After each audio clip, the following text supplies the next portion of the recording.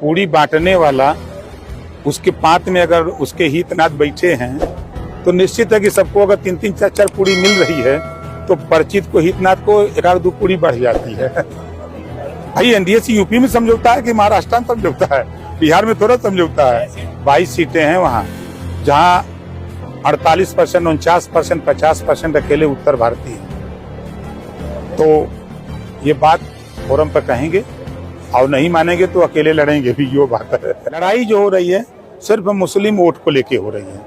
अब आप बताइए कि कोई मुस्लिम टीचर हो, वो लेक्चर दे रहा हो इंटर कॉलेज में, बीए में, हाई स्कूल में, वो लेक्चर दे रहा हो, नमाज का टाइम हो जा तो वो छोड़ देगा, क्लास नहीं है, वो चाहे जाएगा नमाज पढ़ने। जबकि इस्लाम में है कि माफ़ी है कि अगर एक वक्त की नमाज वो नहीं पढ़ सकता है तो उसके बाद जाके दूसरी बार पढ़ सकता है। उसी बात को तो सरकार ला रही है कि अगर वो लेक्चर दे रहा है, पढ़ा रहा है, अध्यापक है, तो उस समय वो पढ़ावे, उसके बाद जब दूसरे टर्न में उसकी नमाज का टाइम हो तो उसको जाके पढ़ ले। ये कौन सा गलत काम हो रहा है? तो वक्त संशोधन बिल सही कदम है, बिल्कुल सही कदम है। जिस दिन आपको वक्त विभाग वाले पहुंच जाएंगे ना आप कह देंगे कि ये मकान हमारा है और डीएम के यहाँ से नोटिस आ जाए खाली करो, तब आप कोर्ट जाएंगे, तब आपको समझ में आएगा कि ये कानून सही है या गलत है। सर, पत्रकारों की बात का आप इतना मुस्कुरा के जवाब दे रहे हैं। आप ही के सहयोगी दल भाजपा के एक मंत्री पत्रकार को देख लेने की धमकी दे रहे हैं, क्या कहेंगे? देखिए, हाथ में 5 अंगुली है ना 5 तरह की है, सबकी सोच अलग अलग है। हो सकता है कोई जोश में कह दिए हों, हम उनकी तरफ से माफी मांगते हैं अगर उन्होंने ऐसी बात जोश में कही है तो। नहीं कहना चाहिए, नहीं ऐसा नहीं कहना चाहिए। देखिए, आप चौथे स्तंभ है, आपके बदौलत ही हम लोग भी दिखे जाते हैं, हम लोगों की पहचान बढ़ती है, समाज में छवि बढ़ती है, हम ही लोगों की बदौलत। आप जो चौथा स्तंभ है अगर काम न करे तो फिर ओम प्रकाश राजभर को कौन जानेगा, या जो भी नेता उनको कौन जानेगा। तो इसी नाते मोहम्मद साहब ने भी कहा है कि भाईचारा मिल्लत, उन्होंने भी कहा, गौतम बुद्ध जी ने भी वही बात कही, पंडित दीनदयाल उपाध्याय जी ने भी वही बात कही, वही बात बाबा साहब डॉक्टर अम्बेडकर ने भी कही, वही बात महाराजा सुहेलदेव जी ने भी वही बात कही। सब लोग मिल्लत की बात करते हैं, नफरत की बात नहीं। संविधान के अनुसार पत्रकार जो सवाल पूछ सकता है, बिल्कुल पूछ सकता है, पूछिए जितना पूछ रहा हूँ हमसे।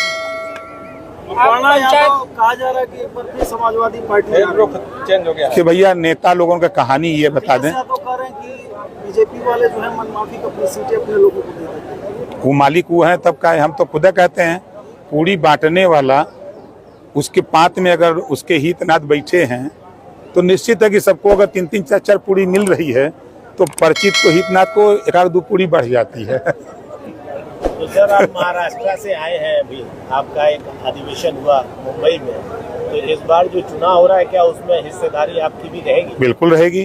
22 सीटें हैं वहाँ, जहाँ 48%, 49%, 50% अकेले उत्तर भारतीय हैं। तो ये बात फोरम पर कहेंगे और नहीं मानेंगे तो अकेले लड़ेंगे भी, यो बात है। अच्छा, मतलब एनडीए से अलग जाते हैं? भाई एनडीए से यूपी में समझौता है कि महाराष्ट्र में समझौता है, बिहार में थोड़ा समझौता है। सीट मांग रहे हैं? अब वो टाइम आएगा तो बताएंगे। तो क्या हरियाणा में भी? नहीं, हरियाणा, महाराष्ट्र और बिहार। कितनी सीट लड़ सकते हैं आप वहाँ पे महाराष्ट्र में अभी तत्काल? अभी देखिए 22 सीटों पर हम लोग काम हो रहा है, लंबे समय से काम करते हैं हम, आज से नहीं। हमको बम्बई में लगभग 21 साल से हम काम कर रहे हैं, चुनाव भी लड़े हैं। 16,000 मलाक पश्चिमी में 16,000 वोट मिला, 12,000, 9,000, 8,000, 6,000, सबसे कम 4,000 वोट मिला था। चुनाव भी लड़े हैं। फोरम पे कई बैठक में बात की है सीट बंटवारे को लेकर? अरे जब टाइम आई तब ना, कोकी आवे के सवेरे मोबाइल संझा के। लेकिन ये तय है कि लड़ेंगे? हाँ, बिल्कुल लड़ेंगे। मंत्री जी, पंचायती राज आपका विभाग है और चुनाव में देखा गया कि वोटर आपके काफी नाराज इस बात को लेकर थे कि क्योंकि जमीनी विवाद सबसे ज्यादा आता है और अधिकारी कर्मचारी इसको लेकर अभी गंभीर नहीं, और तमाम जमीनी विवादी प्रकरण सामने आ रहा है, इसको लेकर कितना आप?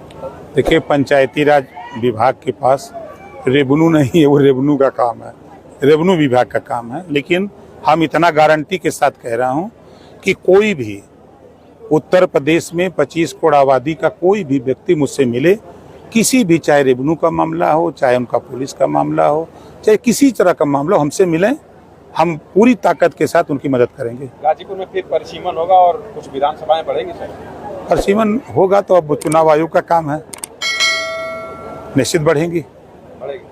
कितनी सीट उम्मीद है सर? अब क्या मानक